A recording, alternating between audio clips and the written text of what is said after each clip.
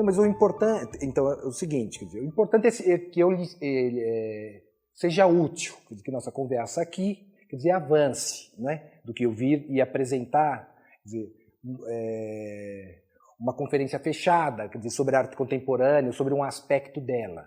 Então, eu estou, desde já, estou aberto aí para as perguntas, para as interlocuções, para as eventuais dúvidas, não fiquem com receio de fazer as perguntas. É uma conversa de introdução à arte contemporânea. Então, nós não estamos pressupondo um conhecimento prévio e nem é uma aula, quer dizer, acadêmica, né? Certo? Então, inclusive, vocês me alertem caso eu esteja sendo excessivamente acadêmico, né? Vamos tentar introduzir, quer dizer, introduzi-los na arte contemporânea. É claro que cada um tem já algum contato com a arte contemporânea, né? De imagens na internet, de visita a galerias, de ter passado ou percorrido uma bienal, então algum contato, alguma ideia, né, sobre o que seja arte contemporânea, vocês já devem ter. Então, eu vim aqui com esse propósito, quer dizer, do que falar de um aspecto específico, né, da arte contemporânea, né? Eu vou procurar mostrar, grosso modo, quer dizer, a diversidade, a riqueza, a heterogeneidade da arte contemporânea.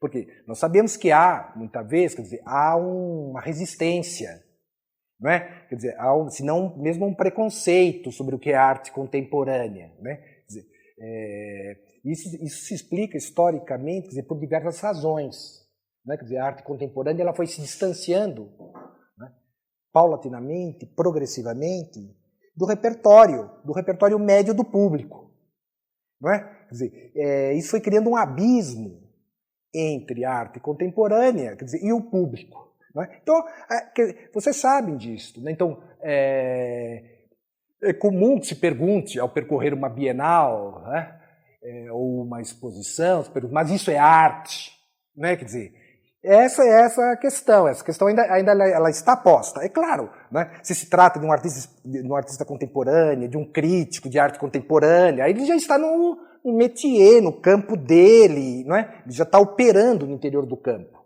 Mas muitas vezes há uma certa resistência em relação à arte contemporânea.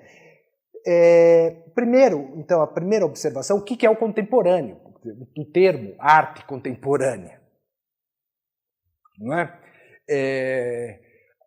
Aí vale a seguinte observação inicial. Durante muito tempo, durante todo o século XX, né,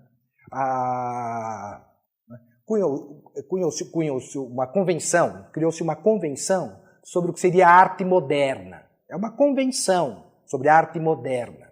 Porque a relação aqui entre a arte moderna e a arte contemporânea. Não é? Quer dizer, porque né, a pergunta foi o que é arte contemporânea e não o que é arte moderna. Então, qual a relação entre a arte moderna e a arte contemporânea? Se vocês abrirem qualquer livro de história da arte, né, pelo menos até 1980, 1990, até o final do século passado, né, era comum, né, a seguinte periodização. Entendia-se como arte moderna, né, o período que se estende do fim do XIX, né, até, né, os anos 60 e 70 do século XX. Chama-se arte moderna.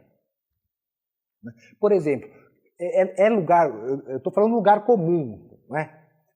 Está assentado aí na historiografia, né, que a arte moderna, né, teria tido seu início, né, nas exposições dos pintores impressionistas franceses, do Salão dos Recusados. Né? Isso é um lugar comum da historiografia. Desculpa, esqueci o nome. Oi? Naira. Então, a Naira vai... Nós temos uma longa parceria, não é? Dando sequência ao nosso trabalho conjunto, quer dizer, a Naira vai mostrando imagens em modo contínuo. Vamos ver se a gente consegue? Não é? Enquanto eu não pedi outra imagem, ela vai mostrando as anteriores. Né? E isso já vale para tentar entender o que é arte moderna e arte contemporânea. Não é possível entender em abstrato, conceitualmente. Então eu quero que durante essa hora de nosso encontro, vocês vejam também muitas obras. Saiam de algum modo, na medida do possível, com os olhos encharcados de imagens. Né? Então é comum pensar a origem da arte moderna, né? Em 1860, em 1870, né? No Salão dos Artistas Recusados, né? Recusados. Aqueles artistas que não foram aprovados, que não tiveram suas obras acolhidas pelo Salão Oficial da França. Né? Os salões oficiais, né? E aqueles artistas, por exemplo, a pintura, não, corre então, pinturas impressionistas, deixa correr nas pinturas impressionistas. Então, o primeiro capítulo da arte moderna, né, é situado ali em 1860, 1870, né, há uma exposição dos artistas recusados em 1862. Então, se nós quiséssemos aí lavrar em cartório a certidão de nascimento da arte moderna, né, ela estaria aí na pintura francesa, na pintura de um Monet, por exemplo. Não é? Nós conseguimos apagar só essa luz? Não é? Porque eu acho que daí a imagem ganha definição. Vamos ver. Né? Para você tudo bem? Não é? Acho que já... Então esses são os pintores impressionistas ou pós-impressionistas. Né? Aí não, aí... né? Então, pode Gauguin, não, essa não... Né? Manet lendo, não é? Goya. Então já tem essa questão também, quer dizer, não é? Quer dizer, inclusive, em particular, quer dizer, o Manet tem grande admiração pelos pintores espanhóis, não é? Como Velázquez e Goya. Não é? Então já há aqui uma releitura anterior da modernidade. Não é? Então esse é um quadro emblemático do nascimento da arte moderna, Olympia, quer dizer, do Manet, que produziu grande escândalo. Não é? Quer dizer, há uma questão que está na ordem dos costumes e da moral, não é? E há uma questão, não é? Porque aqui nós não temos mais, não é? A figura dos mitos. Nós temos não é? A personagem do Manet é uma prostituta, quer dizer, de Paris. Quer dizer, então há essa dimensão moral, esse choque moral, não é? Quer dizer, de elegê-la, como tema da pintura. Não é? Se volta assim para o que é prosaico, para a vida do cotidiano, muitas vezes da pequena classe média francesa. Não é? Quer dizer, isso marca, pode correr um pouquinho, né? Toulouse-Lautrec. Né? Inclusive nós temos um belo acervo, né, de pintura impressionista, quer dizer, no MASP, não sei se vocês já viram lá, nós temos, né, inclusive Cézanne, Van Gogh, né, o próprio Toulouse-Lautrec, Manet, Degas, né, Renoir, inclusive a mesma pintura impressionista. O que caracteriza essa pintura, né? Por que ela foi tomada como uma pintura, essas obras, algumas delas, foram recusadas no Salão Oficial? Porque havia inovação do ponto de vista formal. Né? E qual é a inovação? Este caráter das pinceladas, um tanto soltas, né? Pinceladas piscantes, produz um certo efeito, né, bruxuleante. Né? Quer dizer, o desenho não é bem definido.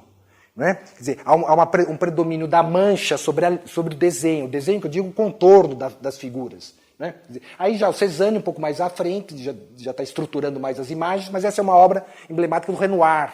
Né? Quer dizer, toda a questão é do jogo de luz e cor, né? Dos reflexos, né? Desta pintura ao ar livre. Né?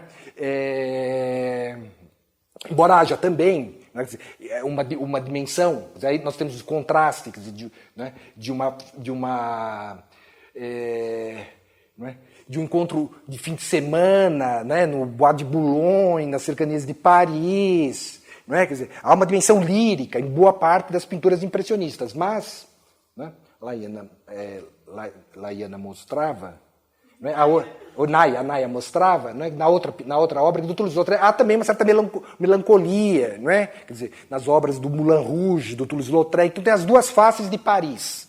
Não é? Mas, de todo modo, está havendo um deslocamento, não é, para né, para a pintura de paisagem, né, a pintura de paisagem e a vida, né, a vida prosaica do dia a dia, né, da classe média na cidade de Paris. E mesmo cenas urbanas, como vimos, daquela da sacada, a gente, né, nós tínhamos, se você conseguir voltar à pintura do Pissarro, nós tínhamos aquele, isso, né, já o movimento ali da cidade, está surgindo também uma pintura urbana. Né? Esse é o capítulo, é comum, ficou como uma convenção adotar a pintura impressionista como uma pintura que reagia às normas da academia. A pintura moderna como reagindo às normas, né, às normas do Salão de Belas Artes, né, e da Escola de Belas Artes. Você passou rapidamente por uma pintura do Ingres, que dá um pouco o exemplo da pintura neoclássica. Não é? Que ele volta um pouquinho, aquela, pode correr. É aquela que você havia... não é? Volta, mas está chegando. É claro que cada um desses pintores, cada um desses artistas exigiria uma análise própria, essa daí. Né? Então, temos uma reação ao neoclassicismo, né? Quer dizer, do Ingres. Na verdade, os impressionistas, né? Alguns deles, os pioneiros do impressionismo, eles são contemporâneos, né? do neoclassicismo. Né? Quer dizer, Ingres era um grande nome da pintura francesa, quando os impressionistas estavam... Quer dizer, surgindo e se firmando. Mas a história da arte, é isso que eu quero dizer, a história da arte, né, vai estabelecendo uma sucessão de ismos, uma sucessão de movimentos. Isso é uma construção. Assim como é uma convenção pensar a origem da arte moderna no fim do XIX, nos impressionistas, que estabeleceu essa linha de ruptura, é também uma convenção você pensar, né, um movimento artístico depois do outro. Né? Impressionismo, expressionismo, cubismo, futurismo, dadaísmo, né? Surrealismo, abstracionismo, todas as histórias da arte, né? Sejam aquelas consideradas histórias da arte mais formalistas, que analisam a forma da pintura, como é a relação entre linhas, formas e cores, é uma análise formalista. Né? Como os historiadores, né, de viés históricos-sociológicos, né, ou mesmo marxistas, todos vão adotar a mesma convenção. Né, de ver o impressionismo como capítulo inicial da arte moderna e, né, pensar a história, a partir de então, como uma sucessão de movimentos artísticos, os tais dos ismos. Né? Isso vigorou ao longo do século XX inteiro. Se vocês leram os jornais de hoje, seja a Folha de São Paulo, seja o Estado de São Paulo, impresso ou online, não é? Quer dizer, o que é interessante foi reinaugurado, né? Sendo reinaugurado agora o MoMA. Né? Se puder ir para a internet e mostrar o Museu de Arte Moderna de Nova York, né? Quer dizer, o MoMA, né? Museu de Arte Moderna de Nova York, né? Lá na Quinta Avenida, né? Foi reinaugurado com uma ampliação, né? uma ampliação, né? De quase 40%, né? Da área expositiva. Né? Quer dizer, passou-se de 1.500 obras para 2.400 obras expostas simultaneamente. Então, né? Muitas obras o acervo dos museus é antes a ponta de um iceberg. Né? Porque a reserva técnica, muitas vezes, né, excede muito, né, o acervo dos museus, o que acontece, por exemplo, com o Louvre. Né? Nós dizemos, não, o Louvre é imenso, né, tem obras, né, mas aquilo é apenas, né, um percentual pequeno, claro, de obras significativas, supostamente as consideradas pelos curadores as mais significativas. Não é? Mas de não é? Todo um labirinto abaixo, não é? Quer dizer, no subsolo do Louvre, não é? Quer dizer, de obras, é a reserva técnica. Mas o que eu quero dizer é o seguinte, hoje, não é? vai reinaugurar o MoMA, isto. Não sei se aí a gente consegue ver então, aí é o jardim de esculturas dele, né? Se você puser a reinauguração MoMA, tá, o MoMA, né? Acho que você vai ter né? Inclusive, né? Embora a fachada, isso, essa da terceira aqui é mais a inauguração agora, não, do lado, que estava do lado dessa. Isso. Essa aí já é um desenho, já não sei se é um desenho, mas é com essa nova entrada aí. Né? Quer dizer, mas o que importa é que ampliou muito a área interna. E o que o MoMA fez? Que é um museu de referência da arte moderna. Né? Agora, né, ele rompeu com a ideia da cronologia, dessa sucessão de ismos. As obras estavam basicamente agrupadas em função dos movimentos artísticos. Né? O que o MoMA está fazendo agora, né, é dispor as obras, né, de outro modo, que não meramente estilísticos ou cronológico. Assim, não é? Você não está agrupando tão somente por pintura, por estilos. Né? Por estilos. Pintura impressionista, pintura expressionista, pintura dadaísta, pintura futurista, não é? E seguindo a cronologia. Né? Anos 10, anos 20, anos 30. Eram esses dois critérios que orientavam, né, os curadores e a disposição das obras. Né? E consequentemente, né, o público imenso, né, quer dizer, inclusive a ampliação da área expositiva do MoMA, né, foi para abrigar também o público, né, ter mais espaço interno, quer dizer, do museu, mostrar mais obras, mas também ter mais espaço. Mas o importante é perceber que agora, né, nos anos 2010, né, estamos aí à beirada da segunda década, da terceira, não é? Que se rompeu com essa regra canônica da historiografia da arte moderna, de pensá-la a partir de estilos, não é? E cronologicamente. Não é? Então, as obras elas estão como que cruzadas de épocas distintas, muitas vezes aproximadas tematicamente. Não é? Quer dizer, então, inclusive, a Tarsila do Amaral, né? Moon, né? Lua, o quadro A Lua da Tarsila, né? Que foi comprada pelo MoMA após a exposição, né, das obras da Tarsila, quer dizer, em Nova York. Né? Maravilhosa. Né? E nosso coração fica apertado quando a gente vê essas obras, né? Indo, né? O Abaporu, né? Indo para o Malba, né? Da Argentina, né?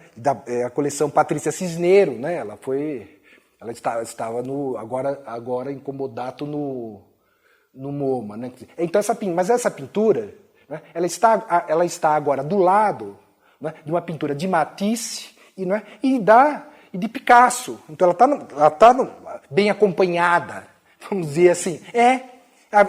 Nessa inauguração agora, né, ou seja, eles estão priorizando, eles estão enfatizando, né, rompendo com aquele critério ortodoxo, né, estabelecendo diálogos da arte moderna, inclusive com a arte latino-americana.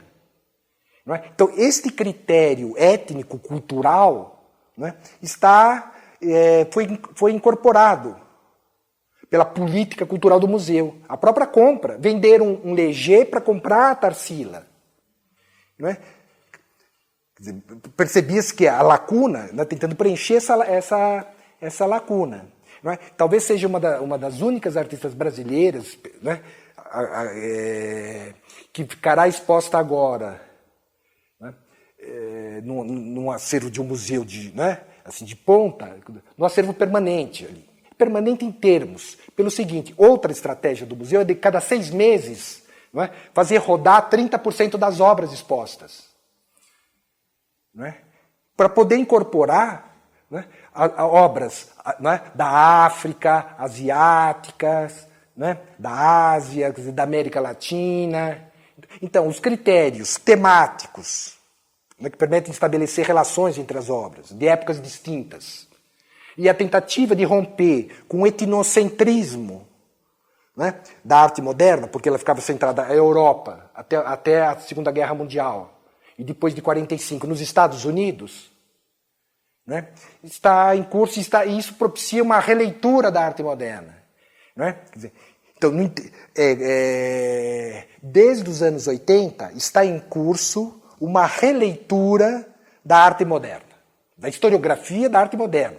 Não é? E uma tentativa de operar uma reparação historiográfica da arte moderna. Ou seja, aquilo que ficou à sombra, trazer à luz. Vocês conhecem, né, as obras da Frida Kahlo, por exemplo. da mexicana Frida Kahlo. Né? Foi a partir dos anos 80 que ela começou a ganhar mais destaque, mais evidência. Né? Porque no calor do modernismo, ali nos anos 30, né? Se pensarmos na arte latino-americana, né? A Frida mexicana, na arte latino-americana, né? Predominava os muralistas mexicanos. Né? Então, esses são, você já mostra, né, quase que o catálogo raisonné completo aí da Tarsila, né? Suas vantagens do Google Imagens, né? Mas que podem levar também a uma dispersão do olhar. Não é? Você não vê nenhuma obra. Quer dizer, isso é um problema. Não é? Quer dizer, é isso. Não, você fica, né? Né? Então, essa valorização da Frida já mostra essa reparação historiográfica.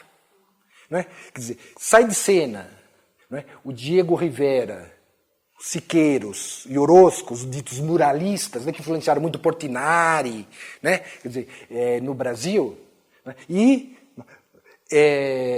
isso, né, que tem tido, claro, também seus murais restaurados, né,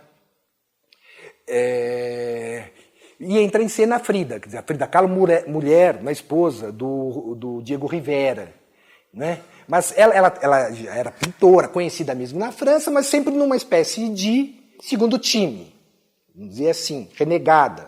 Né? Hoje, eu poderia dizer que há uma necessidade de revalorizar o Diego Rivera face, entende? Né? Evidente. Oi? Valorizar para superar a mulher. Exatamente, porque ele tá, não é ele que está encoberto agora. Não é? Oi? Exatamente, né? Eu não tenho visto filmes sobre o Diego Rivera e tem surgido, né, os filmes e documentários sem fim sobre a Frida Kahlo. Quer dizer, quais foram os critérios dessa releitura? Em certa medida, os mesmos do MoMA, não é? Que é a questão de valorizar a América Latina, não é? Que estaria da periferia do capitalismo, não é? Vamos dizer assim, sendo a metrópole Europa dos Estados Unidos, né? E a questão étnica, né, portanto, né, e a questão de gênero. Né, quer dizer, se falava no feminismo nos anos 80, era o contexto do multiculturalismo, quer dizer, nos Estados Unidos. Né, quer dizer, então, reparem só isso, quer dizer, nós temos então a história da arte moderna, que vai de 1860, né, 1860, 1870, até, né, na convenção, até 1960, 1970. Eu mostro agora, né, o que foi tomado pelos historiadores como esgotamento da arte moderna, 100 anos depois. Afinal, claro, nós não vamos aqui acompanhar toda essa série de ismos. Eu vou só estabelecer duas linhas de força. É comum que se localize aí o esgotamento da arte moderna, né, nos anos 60, nos anos 70. Né? Alguns viam ali, por exemplo, na pop art. Né? Se vocês pegarem esses mesmos livros de história da arte moderna, né? Quando eles vão acompanhando, quer dizer, os movimentos, né? E isto. Né? Quer dizer, o Andy Warhol, Jasper Johns, Rosenquist, Roy Lichtenstein, Robert Rauschenberg, né? Quer dizer, essas são obras emblemáticas, como a da Marilyn Monroe, vocês já viram isto. Né? Essas imagens elas colonizam o nosso imaginário, elas estão presentes, elas são por toda parte, elas são onipresentes, né? No mundo da publicidade, né? Das artes gráficas. Né? Então foi comum se tomar, né?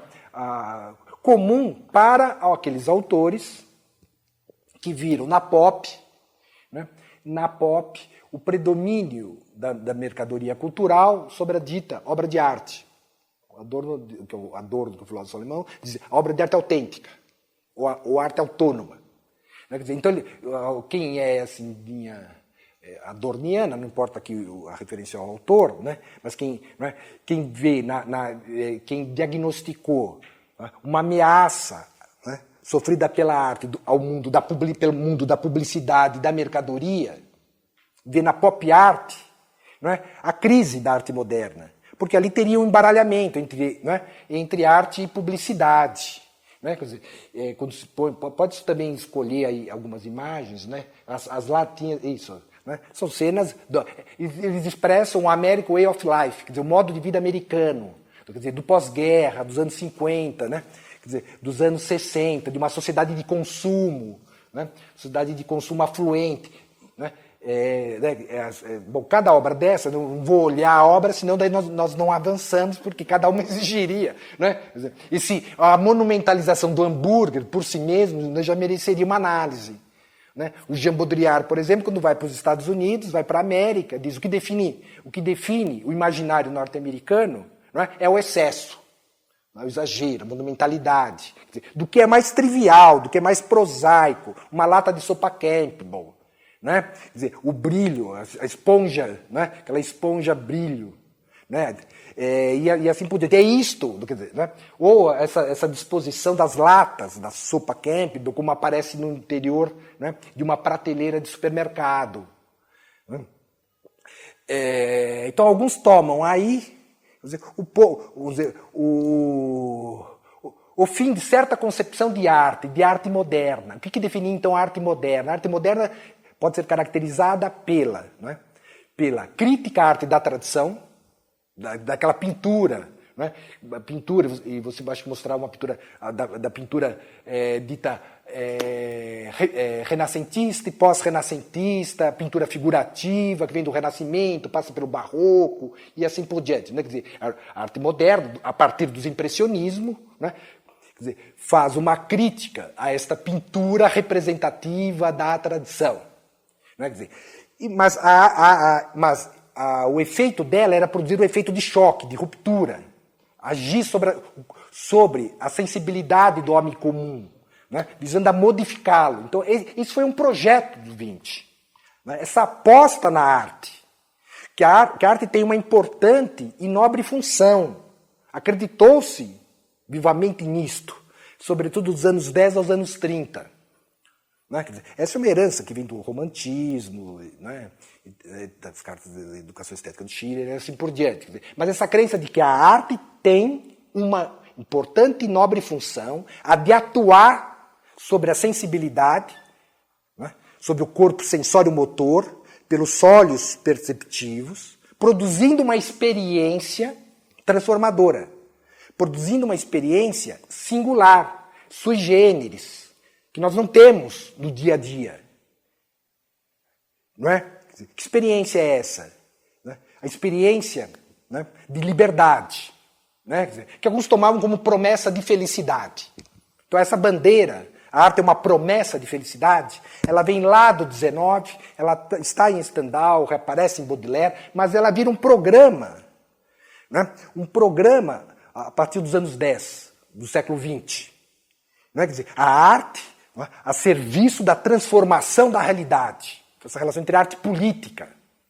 Eu digo isso porque nós vamos retomar isso na contemporaneidade. A relação entre arte e política, a relação entre arte e revolução, entre arte e utopia. Não é? Isto marcou o imaginário da arte do século XX, do início do século XX, antes das guerras.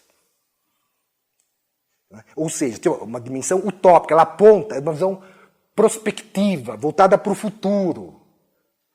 Há um outro autor, que chama-se Marcuse, muito conhecido na década de 60, foi associado à contracultura, etc., que dizia, a arte não muda o mundo, não transforma o mundo, mas ele transforma o homem que, por sua vez, né, saindo transformado da experiência estética, alterará suas relações intersubjetivas, né, as suas relações sociais, de tal modo que, ao fim e ao cabo, toda a sociedade será transformada.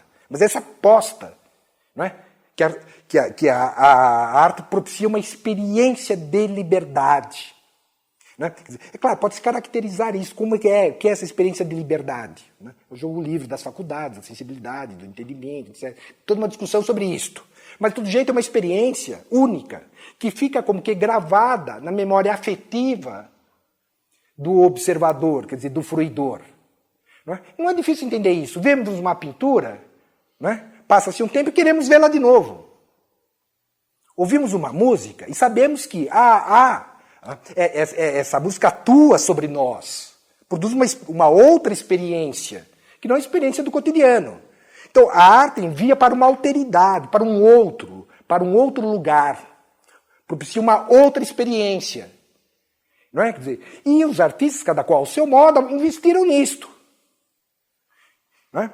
Então, tanto que a arte moderna ficou associada à ideia da arte e revolução, de arte e utopia. Não é? Quer dizer, a ideia de que a arte vai contribuir para a construção de uma sociedade inteiramente diferente. Não é? Uma sociedade marcada no Ocidente pela igualdade e liberdade, por exemplo. Mas isso não foi só no Ocidente. Na Rússia foi assim após a Revolução de 17. Não é? Quer dizer, tem todas as vanguardas russas. Né?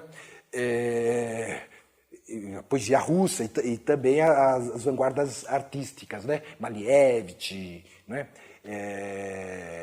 Na pintura, Mayakovsky, na poesia, né? Sempre anunciando, né?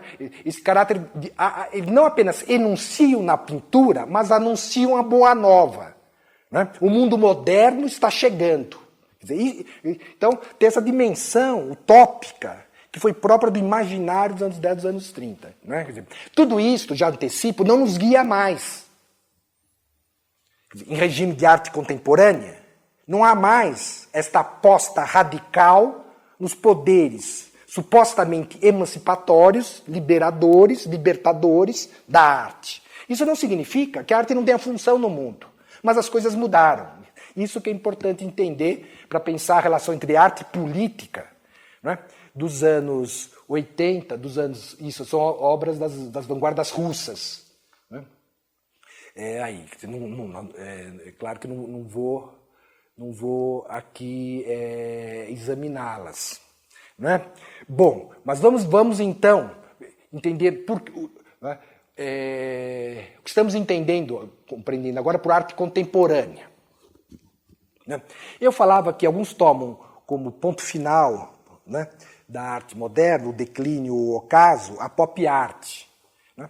Isso nos anos 60, nos Estados Unidos. Né? Mas a arte moderna, né, ela foi perdendo essa dimensão utópico-revolucionária, não é? Ao longo do XX. Porque algo é pensar o início do século XX, nos anos 10. É claro que a Primeira Guerra, de 14, já foi cruenta.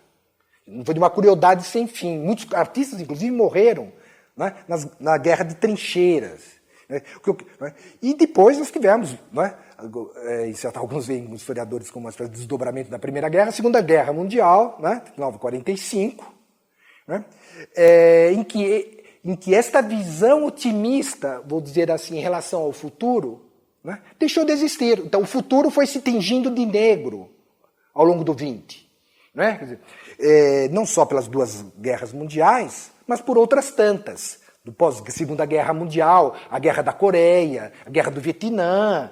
Né? Foi, inclusive, um poeta Nobel da literatura, crítico de arte, de poesia, Otávio Paz, né, utiliza o termo tempo nublado para caracterizar, né, o período da pós-Segunda Guerra Mundial. Nós passamos assim, eu não sei se essa expressão está datada, né, de outra geração, mas nós passamos assim, do céu de brigadeiro a tempo nublado, entende? Daquela visão otimista do futuro, inclusive a própria aposta, né, nos poderes emancipatórios da racionalidade técnica, racionalidade técnico-científica. Né? Ela acenou com a possibilidade de uma libertação, de uma liberação. Né? Nós poderíamos retirar da natureza tudo aquilo que necessitamos. Isso pode levar à emancipação. Né? O Marcuse, citado há pouco, dizia, bom, né? Quer dizer, o mais difícil já foi feito. Quer dizer, dado o potencial da técnica, é possível, né, sustentar, né, quer dizer, produzir bens, né, bens, serviços, né, atender a todas as necessidades humanas. A questão passa a ser política de distribuição das riquezas. Quer dizer, isso foi em 68, isso foi a contracultura. Não é? Quer dizer, então, houve uma aposta no poder, nas potencialidades do desenvolvimento técnico-científico. Por isso, você nos mostra aí, só para lembrar, não é, que todo esse imaginário voltado para o futuro, não é? Que tem como telos, como fim, quer dizer, a utopia, é exemplificado, é emblemático no imaginário dos anos de 1911, do futurismo italiano. Por exemplo, o que é futurismo? Essa visão de futuro. Não é? E todo o culto que lá houve da máquina, dos poderes liberadores da máquina, do Marinetti, né? Faziam culto da velocidade. Talvez no nosso arquivinho ali, futurismo, já tem ali uma seleção. Então, esse é o imaginário dos anos 10. É claro que o futurismo do Marinetti caiu de braços dados, num abraço fraternal, com Mussolini e com o fascismo. Não é? Então, por um lado, nós temos as vanguardas russas, na chave do socialismo e do comunismo, não é? E no Ocidente, nós temos as vanguardas futuristas italianas, né? Com viés militarista, né? Não é? E também machista, não é? Muito forte no Manifesto de 1911 do Marinetti. Não é? Quer dizer, mas essa aposta na técnica foi muito forte na Rússia também. E o desenvolvimento, né, de 5 anos em 5, né, quer dizer, apostar no desenvolvimento fabril, industrial, né, daí o design, a importância do design russo. Não é, isso pode correr. Aí, a pintura, se vocês olharem as pinturas futuristas, né, vocês veem que elas são muito diferentes entre si, do ponto de vista do estilo. Pode até desconcertar o olhar. Não é? Alguns dizem que os manifestos, os textos, as palavras de ordem, não é? O culto da beleza da velocidade, o culto do automóvel, não é? Quer dizer, nos textos, não é? Quer dizer, não é? Superam, por assim dizer, as soluções formais. Há certo tateio. Os artistas estão titubeando, buscando uma sintaxe, uma linguagem, um modo de figurar o mundo moderno. Não é? E a velocidade dessas linhas de força, esses vetores. Não é? Quer dizer, claro que é o processo de urbanização, não é? Quer dizer, crescente, o surgimento da sociedade de massas, dos novos meios de transporte, não é? Quer dizer, os aviões, quer dizer, encantavam os futuristas. Mas eu falo aqui dos futuristas para destacar, né, esta aposta nos poderes do desenvolvimento técnico-científico. Muito bem. Eu digo isso pelo seguinte. Né? Há uma questão, não há tempo para desenvolver isso, há uma questão que é a seguinte. Esses artistas que apostam na técnica visavam estetizar a vida, embaralhar a arte e vida. Pela via do design, pela via da produção em larga escala de objetos que fossem ao mesmo tempo belos e úteis. A ideia do design, a importância do design na estetização, quer dizer, na estetização da vida. Né? E que culminou exatamente na Bauhaus. A Bauhaus, de 19 a 33, né? Você mostra, né, algumas... Acho que ele deve estar dentro de arquitetura moderna, pós-moderna, você tem alguns arquivos sobre a Bauhaus. Então, você lembrar bem, é disso que se trata, né? Da escola da Bauhaus, quer dizer, não na Itália, mas na Alemanha, de 19 a 33. Né? Quer dizer, ela foi fechada com a ascensão do nacionalsocialismo, os artistas migraram, muitos deles para os Estados Unidos, né? Constituindo lá o Instituto de Chicago. Né? Quer dizer, mas foi um momento na qual convergiam isto, essa obra do Mondrian, que foi professor da Bauhaus, né? Então, Mondrian, Klee, Kandinsky, Albers, né? Foram todos professores da Bauhaus, grandes artistas modernos. Eram artistas que trabalhavam junto com os artesãos, em sala de aula, essa experiência do convívio entre a arte de vanguarda, né? A arte de vanguarda e né? Os artesãos, visando o quê? Visando a produção em larga escala, a baixo preço, o que não se verificou, não é? Plenamente. Não é? Produção em larga escala, não é? A baixo preço, não é? Para consumo do homem médio, não é? Esses objetos belos e úteis. Úteis porque cada objeto deve atender uma função. E belos porque tem esse viés estético das artes. Né? Quer dizer, desde que você localiza, eu acho que talvez você já esteja até em busca, aquela do Rietveld, né? A cadeira do Mondrian, aquela cadeira que é emblemático, né? Ela eu sei, já vejo que você é um fã da Bauhaus, né? Essa referência aí, então acho que está em arquitetura. Bom, pode ser por aí também. R-E-I-T-V-E-L-D. R-E-I. Não, R-E-I. T-V-E-L-D. Vamos ver se nós já temos aí, já deve dar. Não, Gerrit é esse Rietveld. R-E-I. Não sei se eu errei alguma coisa. Isso. Acho que imagens já vai aparecer. Isso, olha, veja, era essa cadeira. Não é? Quer dizer, que é uma obra, se diz, é um design icônico. Né? Quer dizer, aí nós temos. O interessante é perceber, né? Perceber a relação entre, não sei se você consegue por lado a lado, perceber, né, a relação entre esta cadeira, do holandês Rietveld, né? O Mondrian também é holandês, embora tenha vivido na Alemanha, depois tenha tido uma passagem por Nova York. Veja o que a parceria de longa data nos propicia. Né? Essa relação entre a pintura e o design, quer dizer, como o design incorpora a linguagem da pintura. Né? Então, a arte introduzida no cotidiano. Isso era um projeto. Como mudar o mundo?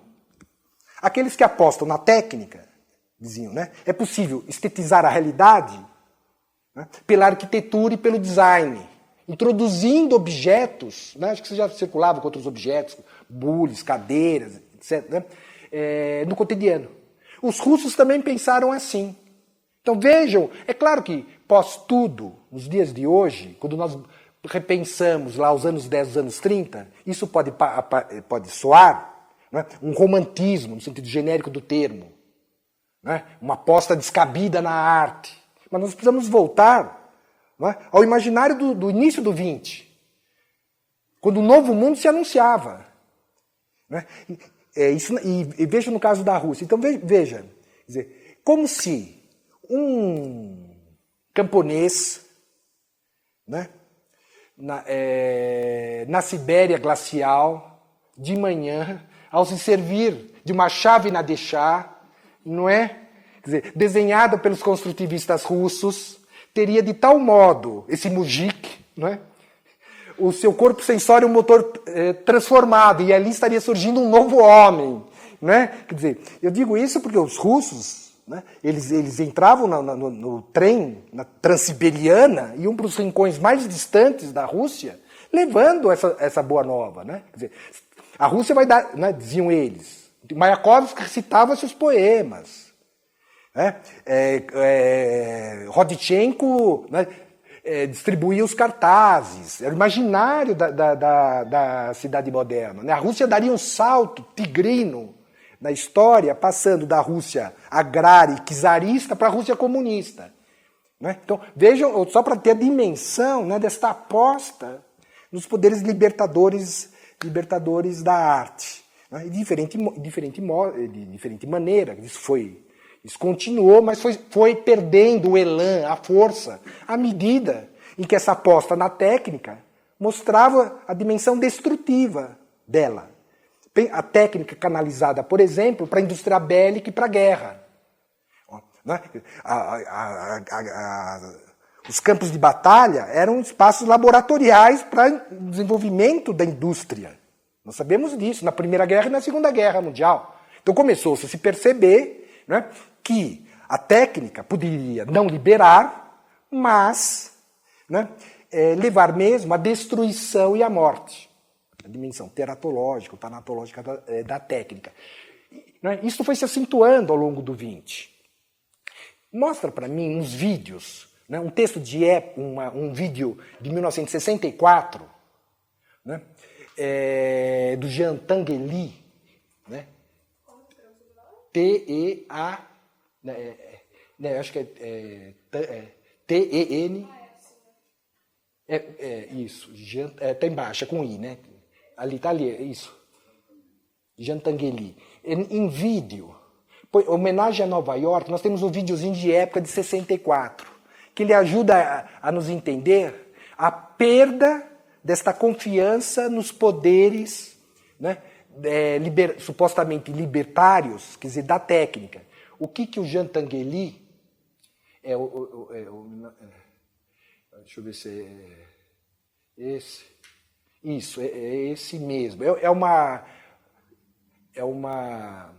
Esse é o Jean Tinguely arranhando aí com o seu inglês, no caso do vídeo, não é? É um francês, né? Aqui bastante jovem, aqui no início dos anos 60, ligado ao que ficou conhecido, né, de novo realismo europeu, uma espécie de neodadaísmo da década de 60, né, que ele constrói essa imensa engrenagem. Isso pode deixar o ruidismo, né, que era uma questão do futurismo também.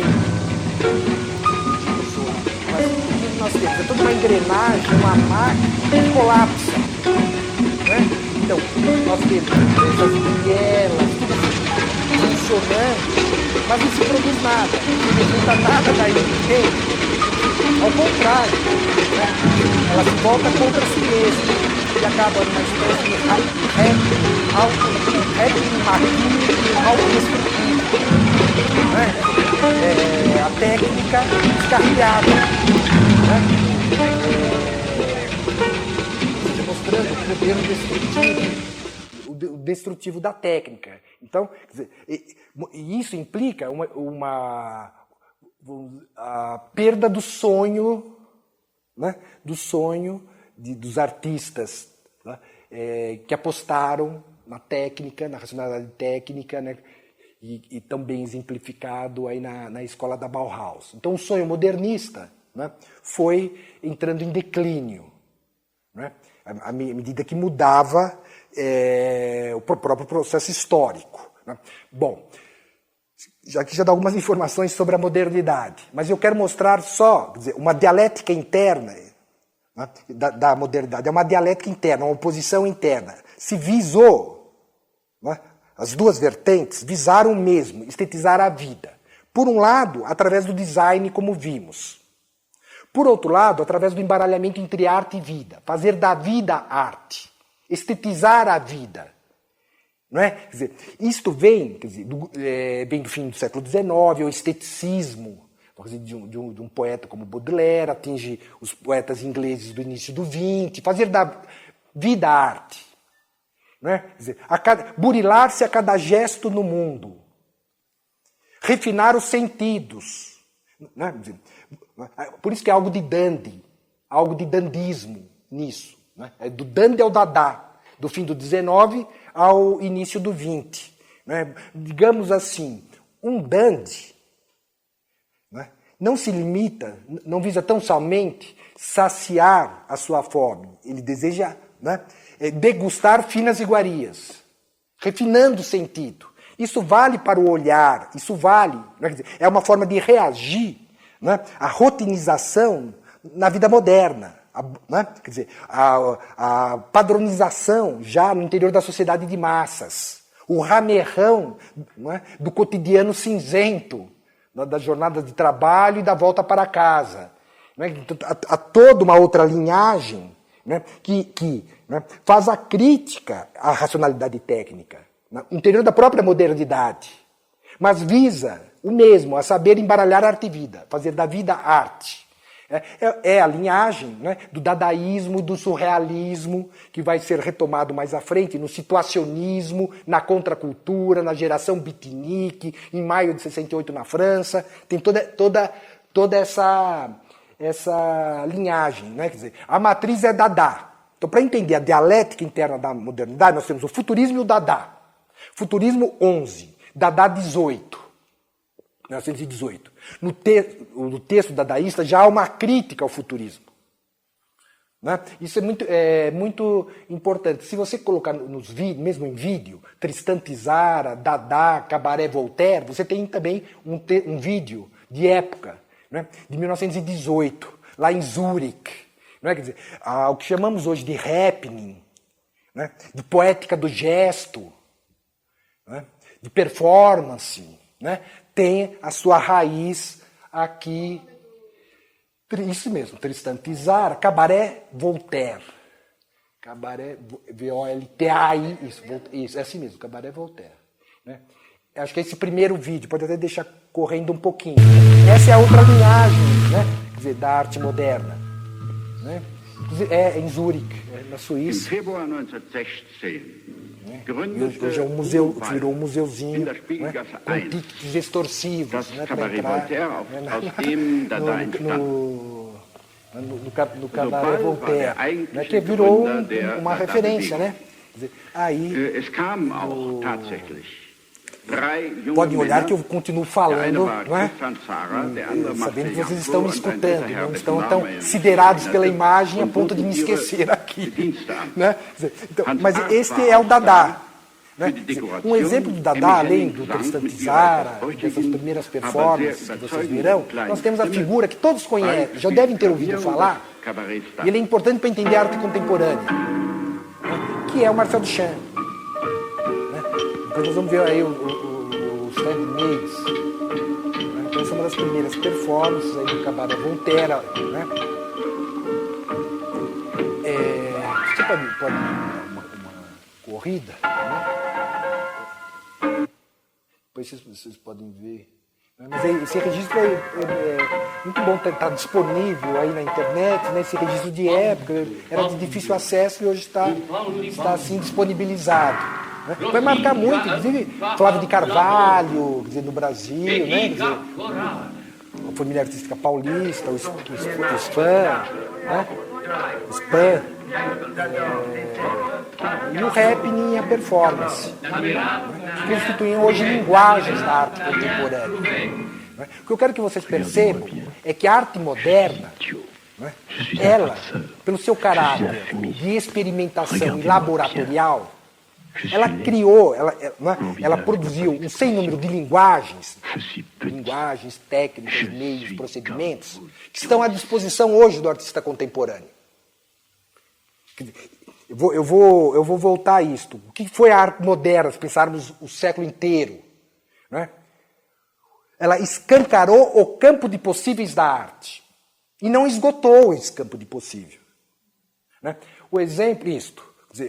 Essas obras icônicas, né, do Marcel Duchamp, os ditos ready-mades, que estão completando 100 anos, completaram, né, em 2017. Né? Então, mostra também o banquinho com a roda de bicicleta. Né? São obras do 20 de referência. Hoje, quer dizer, grandes teóricos da estética contemporânea, né, são inúmeros, Thierry Dedive, Danto, outros tantos, estão relendo ainda o Duchamp, 100 anos depois, para perceber as consequências do gesto duchampiano para a arte contemporânea. Teve um efeito disruptivo, liberador. Né? Então você sabe, os ready-made são aqueles objetos, né, já prontos, já dados, aos quais o Duchamp enviava para a exposição. E eram aceitos. Uma delas ele era, inclusive, parte do júri. Não é? Quer dizer, eram aceitos. Né? E isso colocava questões para a arte. Né? Qual é a questão? Né? Há uma dimensão reflexiva, há uma dimensão conceitual neste gesto, nesta proposição de Duchamp. Né? Pode, né, isso, voltar aí também à fonte. Né? Que é o seguinte, quer dizer, então, qual é a questão que Duchamp levanta? O que faz de um dado objeto uma obra de arte? Né? Quais são as instâncias de legitimação, né, que fazem com que um objeto, em sendo exposto numa galeria ou num museu, tenha uma redefinição ontológica do objeto? Ele deixa de ser um objeto utilitário, né, como um urinol, um vaso sanitário, né, e passa a ser um objeto artístico. Então, ele colocou a questão, nos anos 10, a questão a qual nós dizíamos, em grande medida, né, ainda é contemporânea, que é a questão, o que é arte? Quer dizer, o que faz de um objeto uma obra de arte? Quais são os critérios ou as instâncias de legitimação do objeto? Né? Quer dizer, Entende? Alguns dizem que aí houve uma revolução copernicana, um corte na arte. Porque até então a questão seria o que é o belo. E a partir daí a questão passaria a ser o que é a arte. Embora já estivéssemos aqui na modernidade, a discussão do belo permanecia. Não era uma discussão acadêmica. Tanto que nós temos nos textos do fim do XIX, a pergunta é o que é o belo moderno. Mas ainda a questão é o que é o belo. Com Duchamp, isso se perde. Né? Então a oposição, né, se você conseguir colocar lado a lado, pode deixar mesmo a roda de bicicleta. A roda de bicicleta e uma escultura de Picasso. Por exemplo, a cabeça de touro do Picasso. Né? Quer dizer, que bem conhece, uma imagem fortíssima, né? Mas o que do Picasso? Quer dizer, agora, essa cabeça de touro do Picasso, né?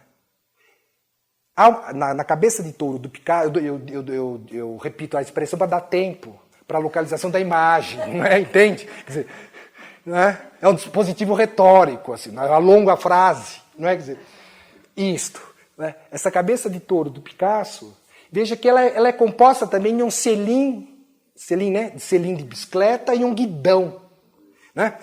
Ele, encontrado lá como sucata no fundo do ateliê, ele crava, né? O guidão no assento, né? E disso resulta uma expressiva cabeça de touro. Mas percebam que aqui nós estamos ainda na chave do belo moderno, do caráter plástico expressivo. É verdade, uma invenção, uma inovação no campo da escultura. Não é? Porque não se trata mais de pensar a escultura nos termos do mármore, do bronze, não é? Mas de materiais quaisquer. Então há uma desacralização dos materiais. Não é? Em certa medida, há também uma desmitificação da função do artista. Né? Bom, mas o que eu quero perceber é essa diferença entre esses dois artistas colocados lado a lado, né, ajuda a entender o século XX. Essa é a postura, por exemplo, do Otávio Paz no Marcel Duchamp ou O Castelo da Pureza, um livrinho pela Elos da editora Perspectiva. Porque no caso do Picasso, né, você já me mostrará uma imagem sem fim do Picasso, nós temos o Picasso é o artista moderno por excelência. Inclusive ele cobre quase que o arco da modernidade, de 1889 a 1973. Né? Longevo. Né? E Picasso conviveu com as diferentes vanguardas artísticas.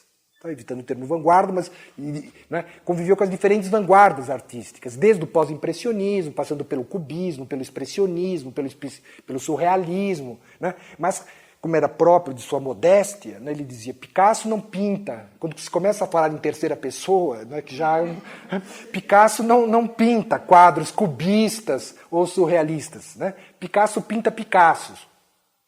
Ou seja, ele ia incorporando elementos das vanguardas. Né? E dizia também, eu não procuro, encontro. Né? Entende? Mas ele está ainda nessa chave, na chave do artista inventor. Né? Mesmo a ideia do gênio, há um legado aí, do gênio romântico na noção moderna do artista inventor. Né? Quer dizer, e tudo que Picasso... Agora, ele inova na pintura, na cerâmica, na escultura, na cenografia, né? Mas ainda ele está no âmbito da obra de arte. Isso que eu quero dizer, da obra de arte como entendemos, como formas plástico-expressivas, em grande medida compositivas. A própria noção de composição, ela ainda opera no Picasso. Há um belo filme, não é, do Henri-Georges Clouzot, né, Mistérios, não sei se está disponível, Mystère Picasso, Mistério Picasso. Né? O André Bazin depois comenta, é belíssimo o filme, né, que mostra, inclusive você tem a abertura do filme, né? Ele está, eu acho que vocês, eu não sei se, aqui nós temos 1 minuto e pouco, né? Ele saiu em DVD, em CD, eu não sei como é que vocês podem localizar, mas vale a pena pelo seguinte, acho que se você tiver a abertura do filme, né, você viu, Mauri? Não? O Henri Georges Clouzot, né, das Mulheres Diabólicas, né, Salário do Medo, né, quer dizer, um grande cineasta aí francês, né, usou o seguinte procedimento. Né? Ele postou a câmera atrás de você viu? Atrás de um vidro. Né? E Picasso vai desenhando sobre o vidro. De tal, né?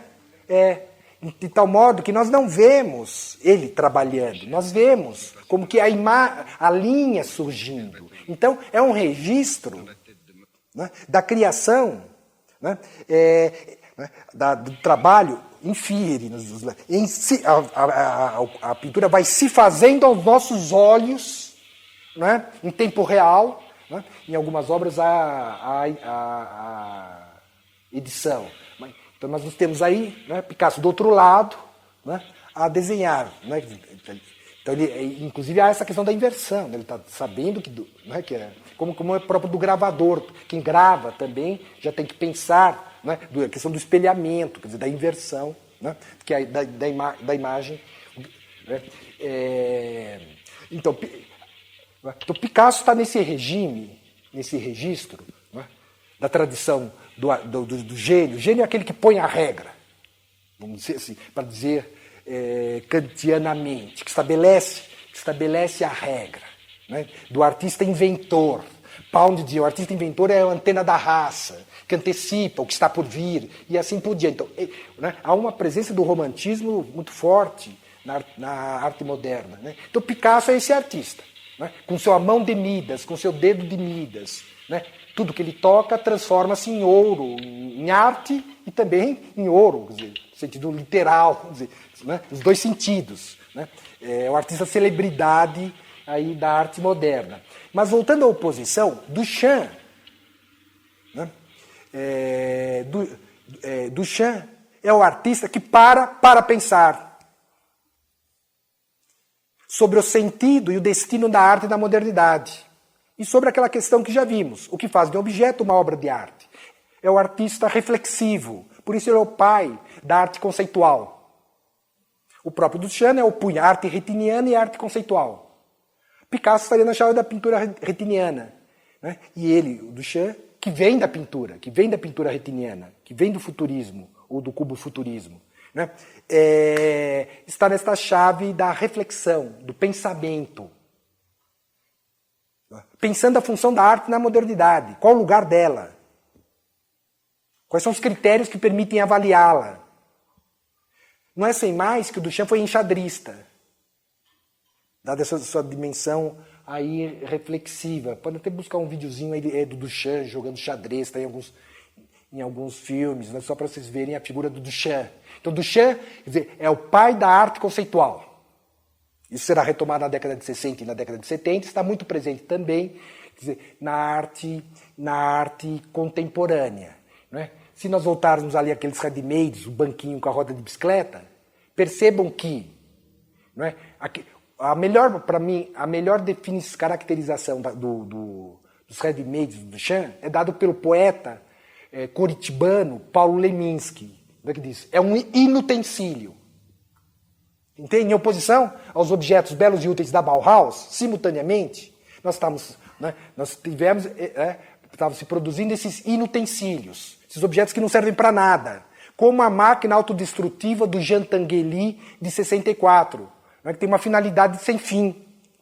Não é? Quer dizer, então, esta dialética interna da modernidade, de afirmação e negação da racionalidade técnica, isto, né? Inclusive eu diria que ele deu checkmate no campo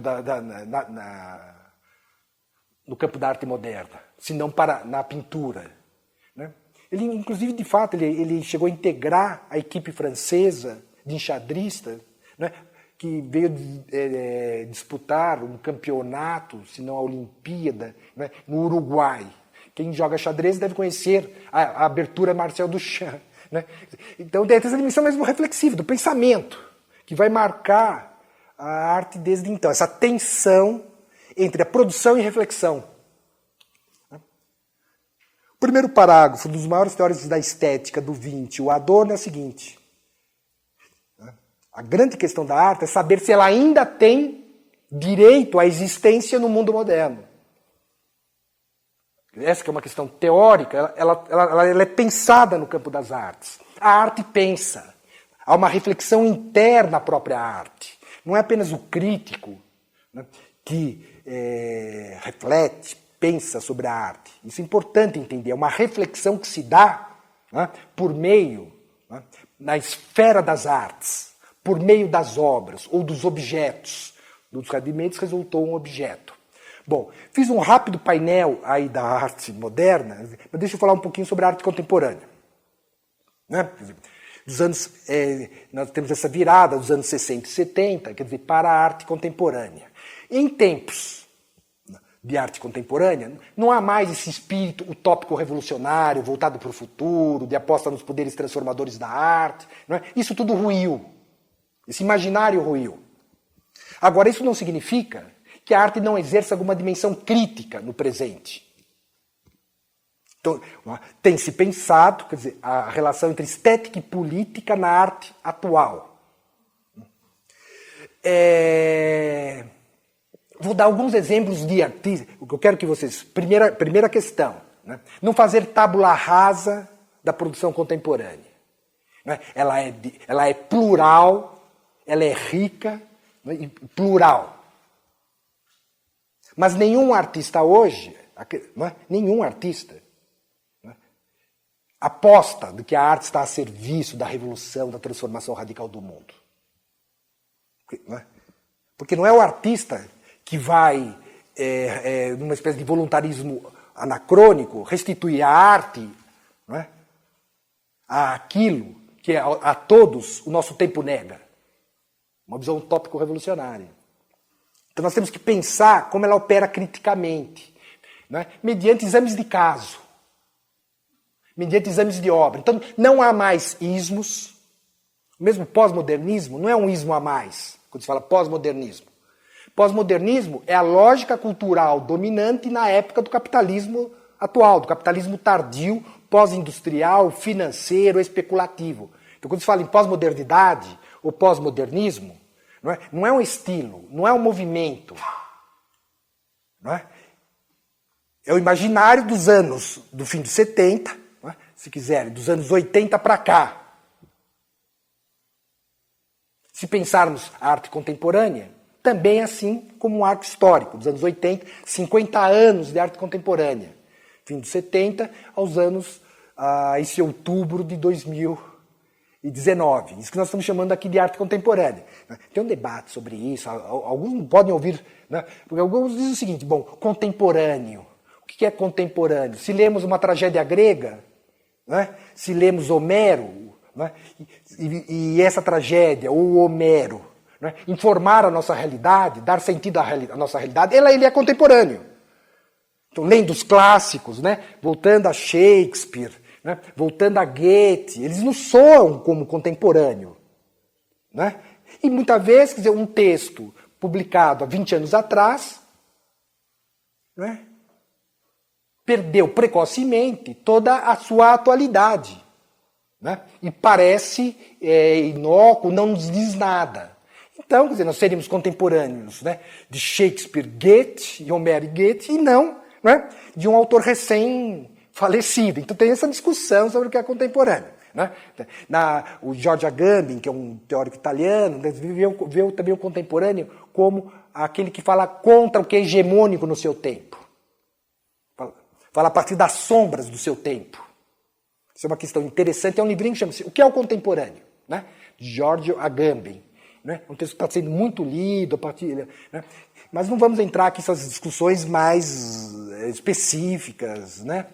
E acadêmicas. O que eu vou fazer, com medo de que o tempo se esvaia, existe essa conjugação? Né? Tá certo? Esvair-se.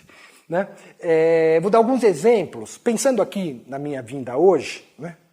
Algum recorte no interior da arte contemporânea, mostrando artistas significativos.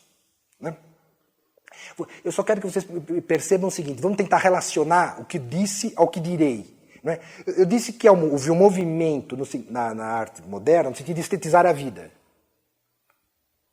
Ou seja, de retirar a arte dos limites estreitos, por assim dizer, né?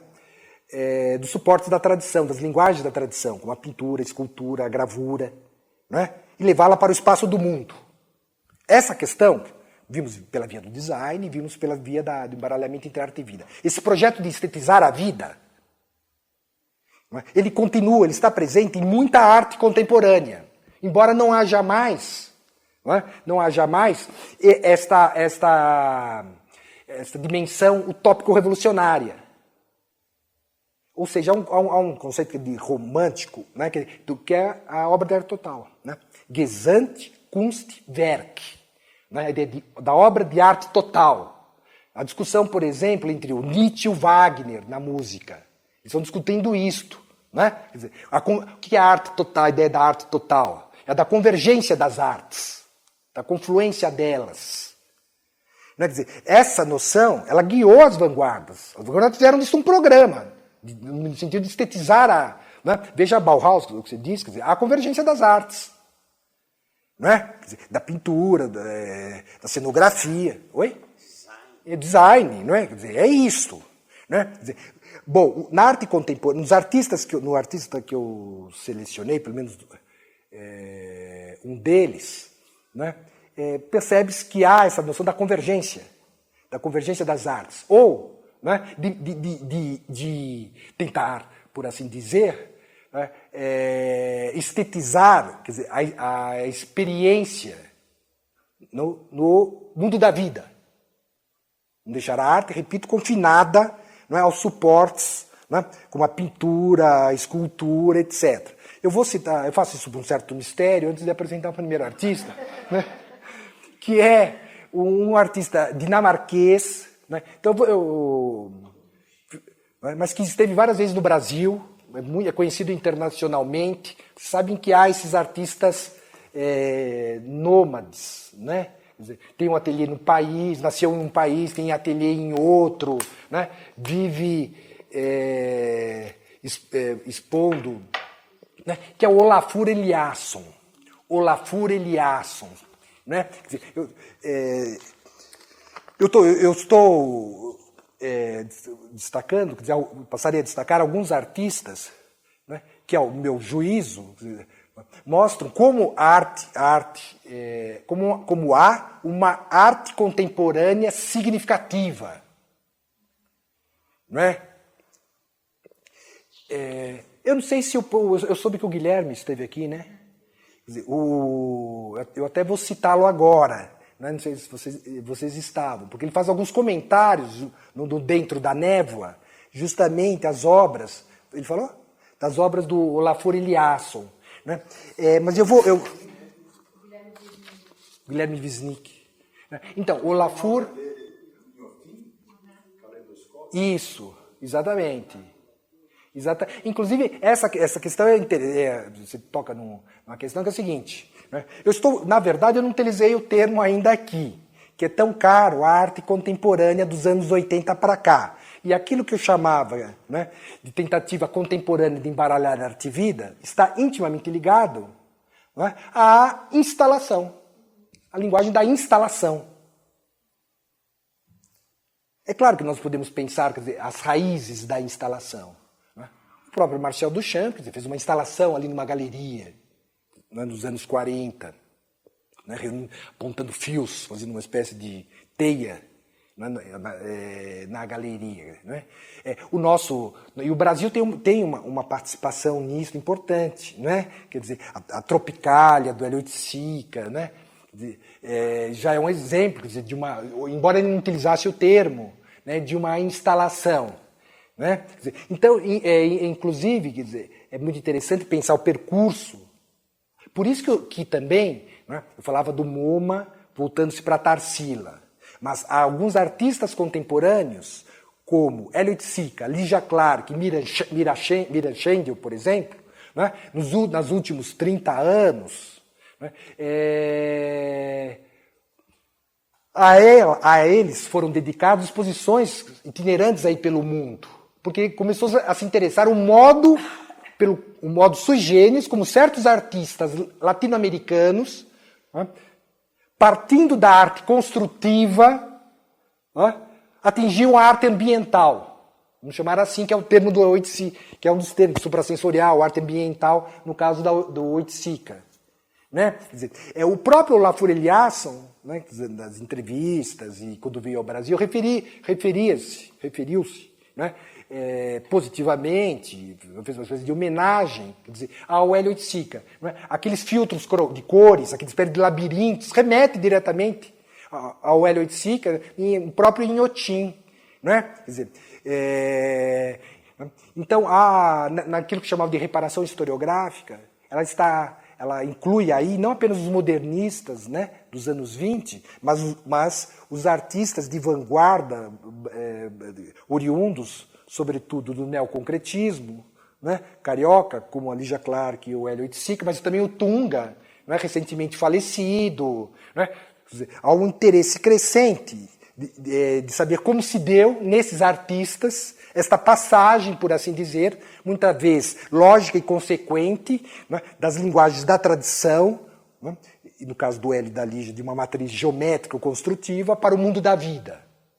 Né? Então, o que eu vou apresentar agora do Olafur Eliasson, então aí a Tropicália do Hélio remontada no Tomiotaki. Né? Inclusive sobre esses artistas brasileiros que têm grande projeção internacional, hoje estão vivos e ativos, nós temos uma bela exposição, né, do Cildo Meirelles no Sesc Pompeia. Né? A recriação de várias instalações. Né? O Tunga falava em instaurações. Né? Quer dizer, não é instalação. É interessante, essa não é mero jogo semântico. Não sei, né? Instalação, o que é isso? A instalação seria a ocupação de um espaço. Por isso eu estou falando de uma arte ambiental. Muitas vezes, né, no interior da arquitetura, né, de um espaço já dado. Né? A obra é criada para aquele espaço. Né? A instalação em site specific. Né? O Inhotim, vocês sabem que Inhotim é uma coisa sui generis, né? Tem poucas contrapartidas, correspondências no mundo. Né? Pelo seguinte, lá se inverteu-se. Né? Porque nós temos uma arquitetura em site specific. Entende? Não é porque criou-se a arquitetura, os edifícios, os prédios, para abrigar determinada instalação. Então, tem uma operação aí que merece análise, exame. Né? E análise, vamos dizer, até colocando assim no tipo, né? A arte não a arte contemporânea, mas propriamente os curadores, o projeto curatorial. Porque o que define a arte, o que define a arte contemporânea, o que definia a instalação, né, nos anos 70 e mesmo na primeira metade dos anos 80, era a efemeridade. Como temos em muitas instalações nas bienais de São Paulo. Uma vez fim da exposição, né, a instalação é desmontada. Né? Inclusive, isso tem várias implicações no plano curatorial e dos novos museus, né, que estão surgindo museus pelo mundo, os novíssimos museus, que são museus sem acervo. Né?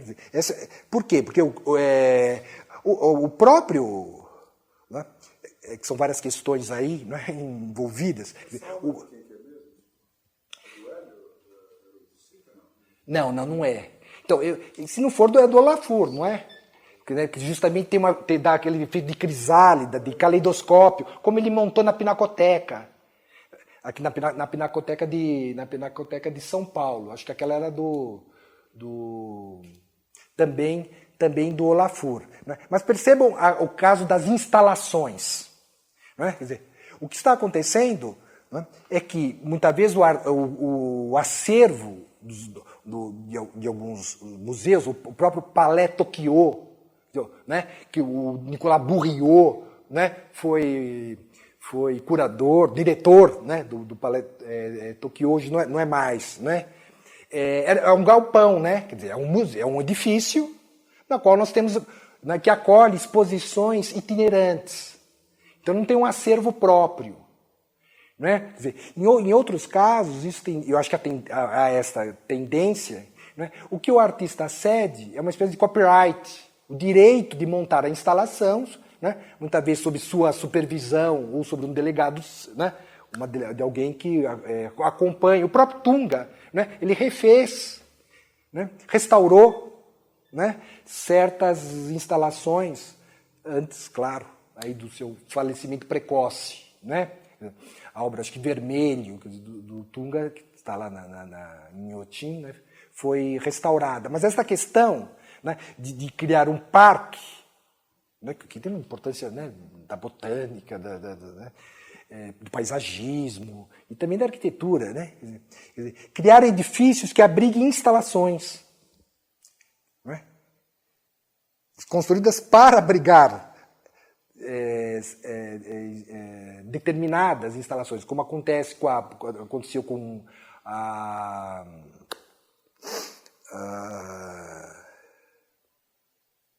Adriana Varejão, né? Isso, exatamente. Fez para ela. Né? E faria, supostamente, mesmo não antevendo o que aconteceria. Não é? Quer dizer, mas o que é importante é tentar entender isto. Né? Bom, vamos dar um exemplo, então. Vamos voltar agora, mas são obras determinadas, quer dizer, do Olafur Eliasson. Né? A primeira obra, eu vou me deter numa em particular, mas Yellow Fog. Né? Yellow Fog. Oi? Tá nessa pasta? Não, eu acho que aí eu sei que eu fiz um teste antes. Quer dizer, se você colocar no Google Imagens mesmo, né? Yellow Fog. Né? Então eu vou fazer fazer um textinho, ler um textinho, enquanto vocês veem algumas imagens. Né? Esse texto Expôs no Centro Cultural São Paulo. Não, ele expôs no octógono, né, da Pinacoteca, né, mas expôs também antes, quer dizer, no Sesc Pompeia, também, né? Sempre enfatizando isso, né, quer dizer, essas obras de atmosfera, não é? Então há uma relação aqui entre né, arte e arquitetura. Não é? Então essa é a obra Yellow Fog. Então, eu passo a ler aqui uma passagem do Guilherme Wisnik. Né? O tema do nevoeiro nos leva necessariamente à obra do artista dinamarquês de origem islandesa Olafur Eliasson. São muitos os trabalhos em que o artista usa fumaça como material principal de suas construções espaciais. É claro que a questão, que vem da década de 60 e 70, que é a questão da imaterialidade da arte, né, está presente. Né? Há uma forte reflexão sobre a questão da imaterialidade da arte. Né? No Gordon Matta Clark, né? Também e outros tantos. Yellow Fog, de 1998, né, recriado em 2008. Inclusive está na chave aí da performance, quer dizer, é uma instalação, né, é uma construção, né, espacial, né, criada em 1998. Uma instalação urbana feita em Nova York. Essa daí. E a outra é de 1999, né? Your Natural Denudation Inverted, de 1999. Né? Constituído por uma coluna de fumaça sobre um espelho d'água no pátio interno do Carnegie Hall, do Museum of Art de Pittsburgh, para o qual se voltam salas envidraçadas. Em isto, né? Salvo engano, quando ele esteve em São Paulo, no viaduto do Chá,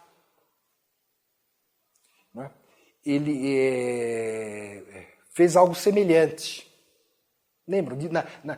Nas últimas edições, o que seria a Arte Cidade. Não é? Corrige. Eu estava em dúvida. Foi o Kapur. Ascension. Isso. Sabe que o Anish Kapoor estava no meu elenco aqui, né?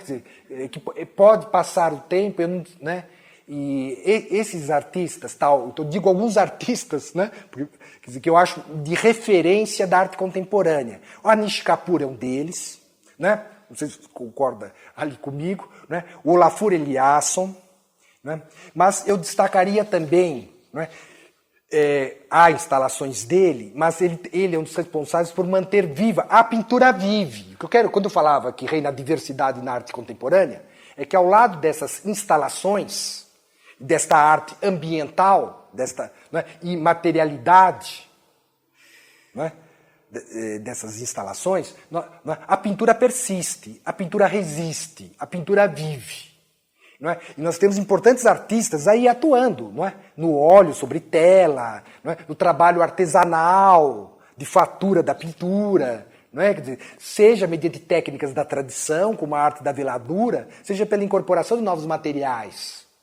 Não é? Eu dou um exemplo, que pode não haver tempo, né? Quer dizer, do Anselm Kiefer, por exemplo, o artista alemão Anselm Kiefer. Em havindo tempo eu falo um pouquinho dele, não é? Como para mostrar a diversidade da produção atual. Nem tudo é instalação. Não é? Quer dizer, mesmo um artista argentino, muito interessante, que ainda se vivo, está por volta dos seus 60 anos, que veio ao Brasil algumas vezes, não é? Que valeria a pena examinar a obra, eu trouxe aqui, mas não sei se haverá tempo, Guilherme Cuitca, K-U, né? I-T-C-A, Guilhermo Cuitca. Então, um artista latino-americano. Inclusive, teve uma retrospectiva dele, quer dizer, numa sala, né, da Pinacoteca do Estado.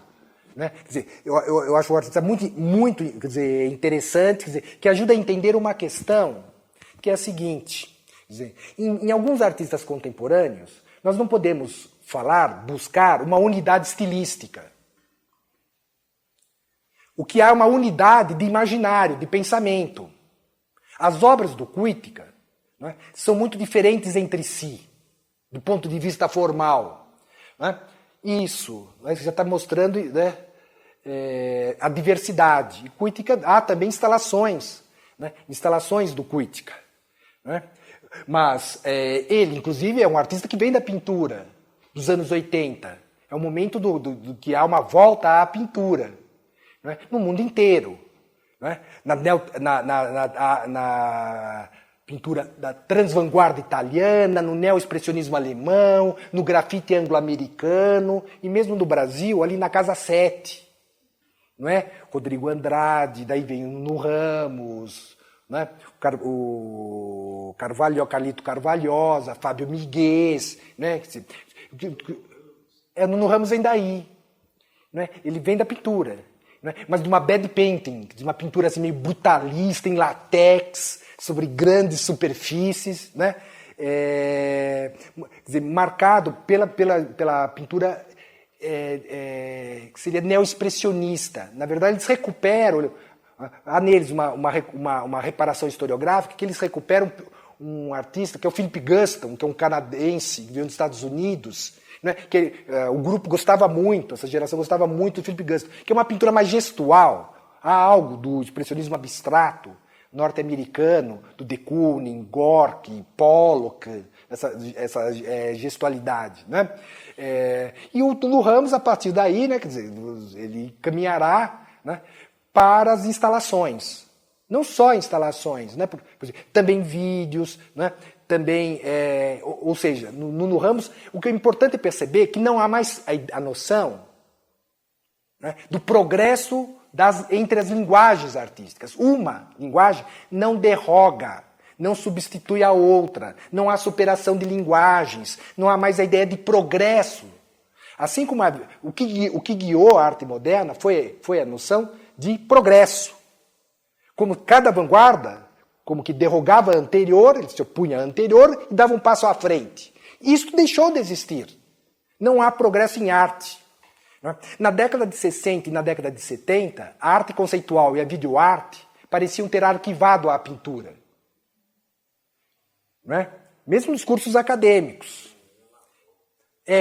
Não é? Fizeram tudo sobre a tela. Não é? A pintura foi rasgada a faca pelo Lúcio Fontana, furada a bala pela Niki de Sanfali, incinerada pelo Yves Klein, né? Tem isso aí, né? o Lúcio Fontana, né? Quer dizer, você tem né, o vídeo do Yves Klein ali com seu lança-chamas, né? Quer dizer, se agregou inúmeros materiais, foi oxidada, né? Pelo Rauschenberg, né? Quer dizer, se fez tudo sobre a tela, né? Então se tomava o esgotamento da pintura. Né? E mesmo no fim dos anos 70, esse é o mote do pós-modernismo, a ideia de que tudo está dito, tudo está visto, a ideia do esgotamento, a ideia da exaustão. É isso que era o imaginário, por isso falava-se no fim da modernidade, né? É o imaginário do esgotamento da modernidade. Né? Isso, inclusive, é um poema, né? É um poema a qual a minha parceira já se antecipa aqui, não é? Não é? Mas os méritos aí são dela de... Não é? Eu já presta atenção na aula, eu já sei o que ele vai falar. Ela antecipa, não só, ela está simultânea, se mostrando as imagens, não é? Com uma espécie de metempsicose, quer dizer, assim, não é? Ela antecipa. Não é isso? Não é? Exatamente, é esse poema com o qual eu estava começando a pensar, que é um poema do Augusto de Campos, né? Tudo está dito, tudo está visto, o que implicaria a ideia de esgotamento. Mas o Augusto de Campos, aí no poema de 75, acrescenta, nada é perdido, eis o imprevisto. Uma interpretação possível é que não se tratava de exaustão ou esgotamento. Haja vista que o campo, né, escancarado de possibilidades artísticas do 20 estava aí à disposição. O Hélio Sica, no ano da morte, de 78, né, ele dizia, né, é necessário pegar os fios da modernidade e relançá-los para frente. Né, quer dizer, ou seja, trabalhando, né, a partir, né, do legado da tradição moderna. Então não se trata de dá-la por encerrado. Né? Trata-se de aprender o que havia nela de potencialidade ainda não realizada. Não é? Quer dizer, isso, e o poema Após Tudo, né? Quer dizer, que tem a ver com o debate sobre a pós-modernidade, né? Que foi criticado pelo Robert Schwartz, teve um debate aí, né? A questão é pós-tudo, ex-tudo, mudo. O que era essa ideia de mudar? Não é? Quer dizer, mas deixemos isso por hora. Então vamos voltar. Eu não sei se ficou algum fio solto. 8 minutos? Então vamos ao Eliasson. Não é?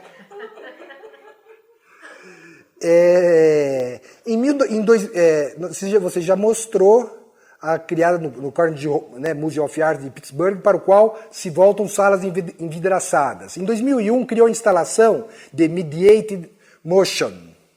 Né, essa vale a pena, aí no interior, quer dizer, no Museu da Áustria.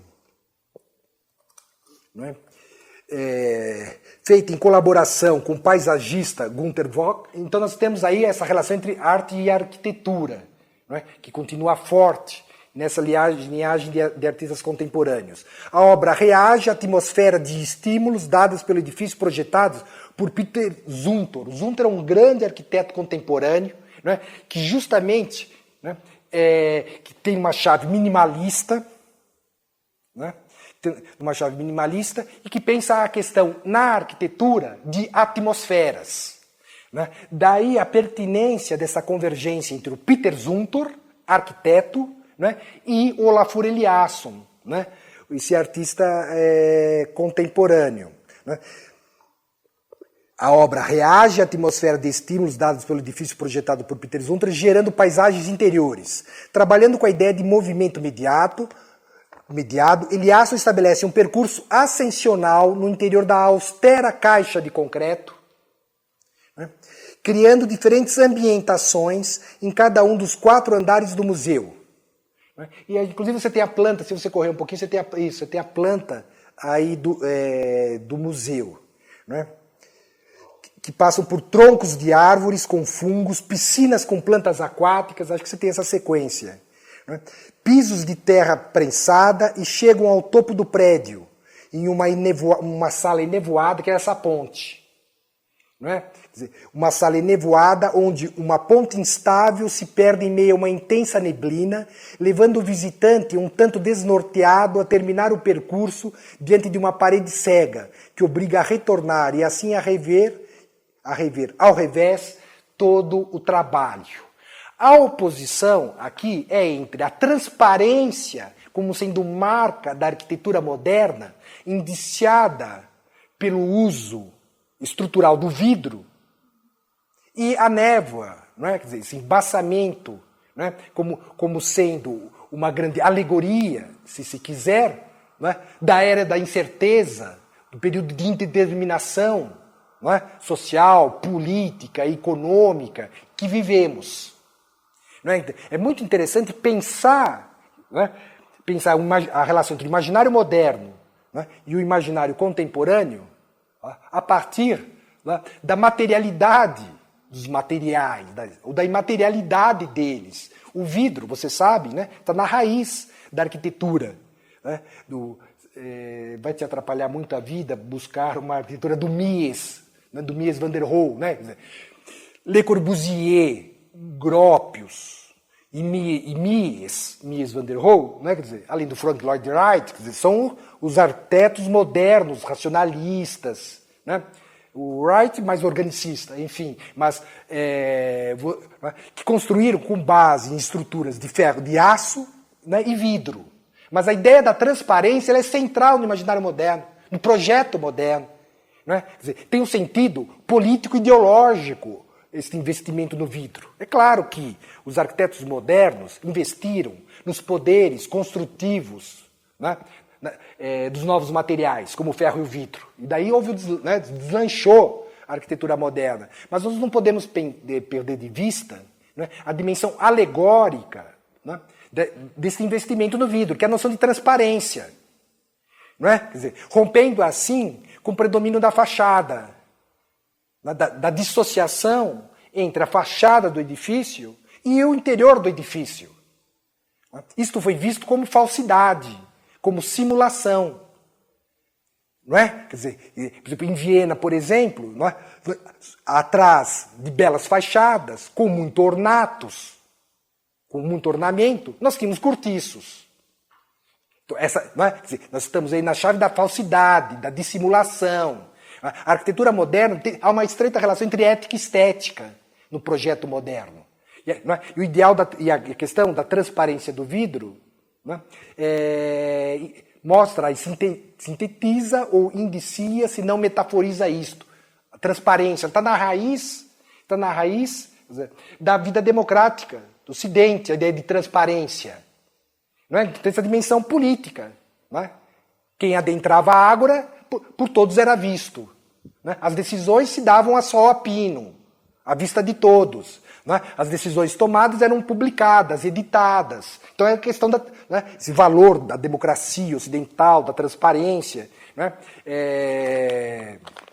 Da busca da verdade, nesse sentido, né? Da letra grega. Isso está presente no projeto moderno, segundo seus defensores. Né? Pois bem, quer dizer,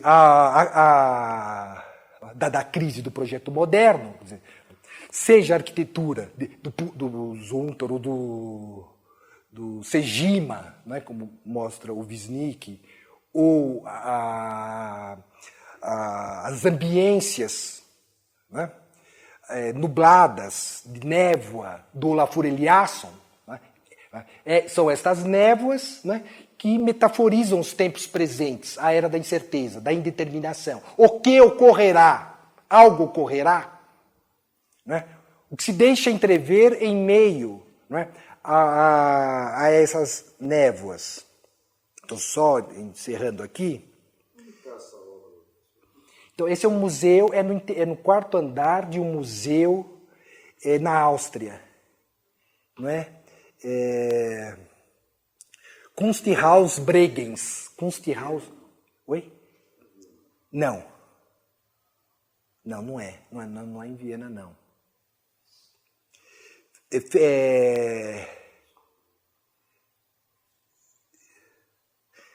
A obra de Lafur Eliasson lida em grande medida com fenômenos e elementos da natureza, como vento, água, luz e fumaça. Mas não é um artista ecológico.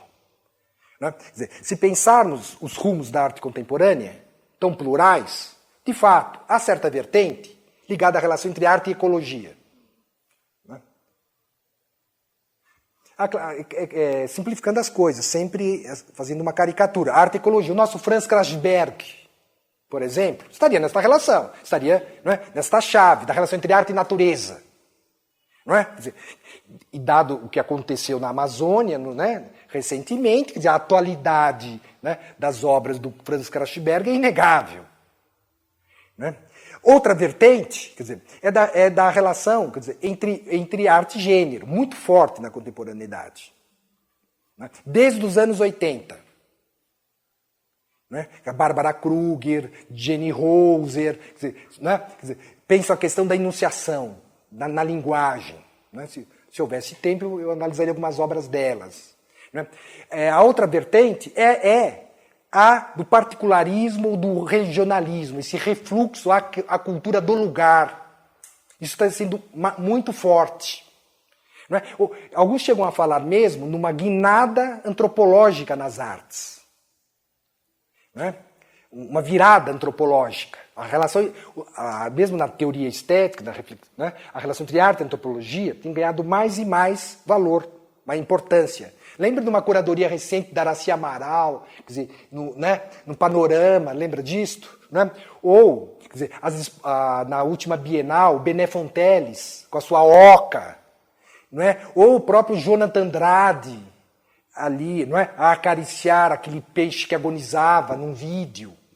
Não é? Quer dizer, aí a relação com a natureza, a relação entre cultura e natureza, esse tema está mais e mais muito forte, quer dizer, na contemporaneidade. Aqui nós temos uma ênfase, um investimento nesses elementos, mas não há uma arte no vento, na água, na luz e na fumaça. Mas não no registro propriamente ecológico. Mas nem por isso pode ser associada a qualquer discurso ecológico que implique as ideias de pureza ou de retorno a um estado essencial da vida. Ao contrário, a natureza no trabalho do Lafur é dado sempre por uma condicionante cultural, isto é, aparece necessariamente como construção. Né?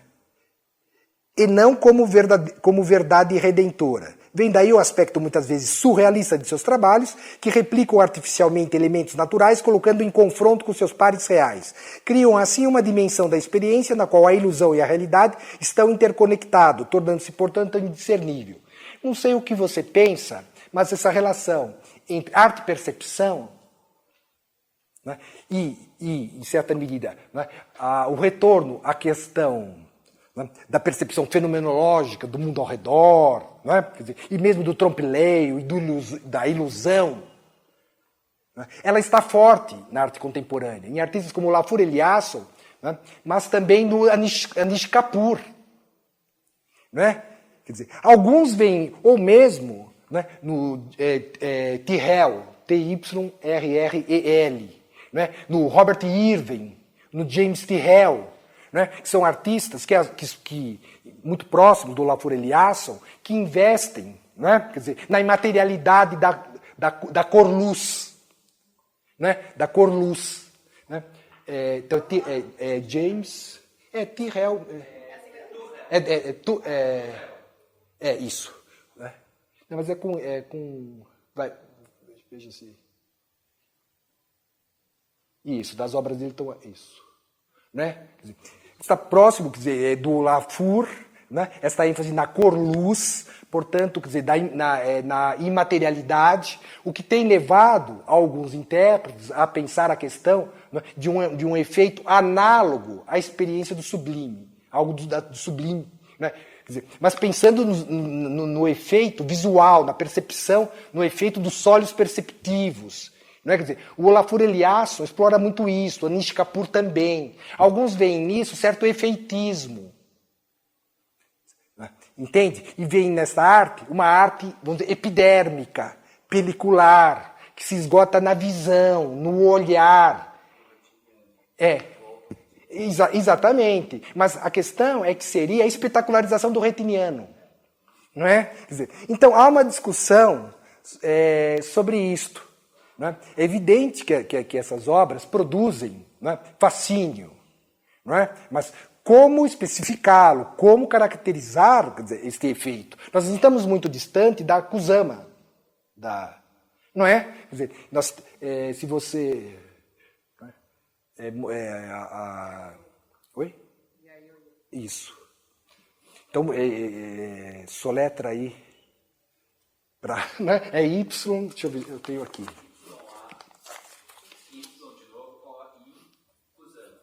Isso. Isso. Não sei se vocês foram à exposição dela no Tomiotaki, né? Quer dizer, então, mas eu queria que ela põe em vídeo, porque eu sei que nos primeiros vídeos ela percorre o espaço, o vídeo auxilia muito, né? Diferentemente da fotografia, do registro fotográfico enquanto iconografia, né? No sentido da reconstituição da experiência. Não, se você acha que colocar... se você colocar, acho que Tomiotaki do lado, ali você chega no que eu estou procurando. Né? Então, eu queria acentuar um pouco esse problema, esta questão. Hal Foster, na obra Retorno do Real, né, vai caracterizar em chave negativa, né, quer dizer, esse certo efeitismo, né, quer dizer, desses artistas, né, no sentido da espetacularização, né, da visão. Não, né, deixa eu ver o que nós temos embaixo. Né, é aquele que são pontos luminosos, né, quer dizer, todo o espaço. Isso, exatamente. Né?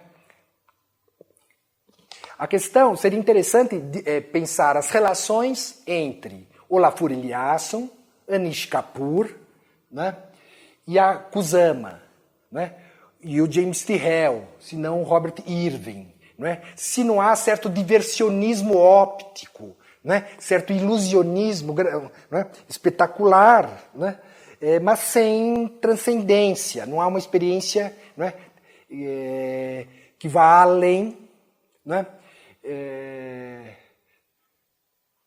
do prazer sensível ou sensorial, né, resultante desta instalação, né? Seriam de pólens de luz, não é?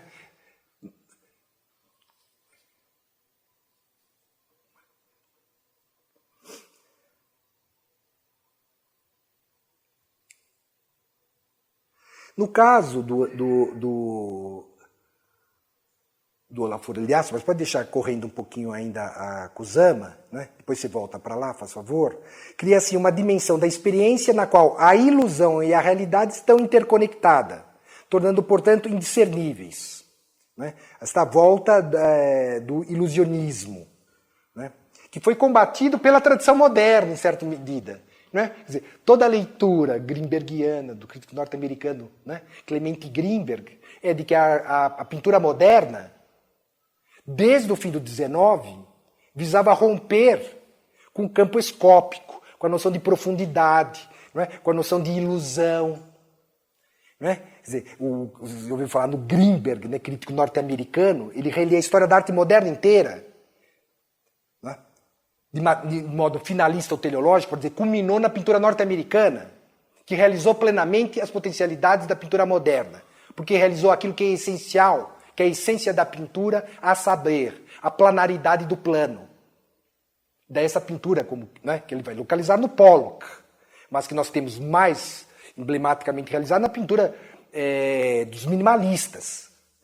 Uma pintura, pense um quadro de uma cor chapada. Aí nós temos a própria planaridade do plano. Então a história da pintura moderna teria sido a história do rompimento, do abandono gradativo do efeito de ilusão. que vem do Renascimento, vem da perspectiva. Né? O que nós estamos aqui, por hipótese, né, levantando é que nós teríamos aqui em regime de pós-modernidade, de arte contemporânea, né, nessa amostragem do Lafoureliaço, do Anish Kapoor, da Kusama, do Tyrrell, etc., né, uma volta, né, ao ilusionismo de outra natureza, porque no interior da ambiência de certos espaços, mas essa volta, né, ao retiniano, né, em certa medida ao trompe-l'œil, à ilusão óptica. É isso, né? O Anish Kapoor opera com isso, as belas instalações, quer dizer, do Anish Kapoor opera com isto. Né? E com o efeito iridescente, o próprio efeito iridescente do acúmulo de pigmentos, né? Remetendo à ideia de cor-luz, do corpo da cor, como diria o Oiticica, vai nesse sentido, né? Da ilusão. Então, fica como questão, né? Isso como questão. Sei que meu tempo já se exauriu, já acabou, né? A arte contemporânea continua, né? E nós poderíamos aqui avançar uma longa jornada noite adentro, né? Quer dizer, com esses exemplos, né? Mas fica semeado aqui, né? Algumas questões, né? Tá? Eu retorno. Tá bom? Mas foi mais a intenção era despertá-los aí, a curiosidade, né? Tá bom? Ficamos por aqui. Eu agradeço muito a sua participação, sem a qual não seria possível, não é? Uma extensão. Obrigado.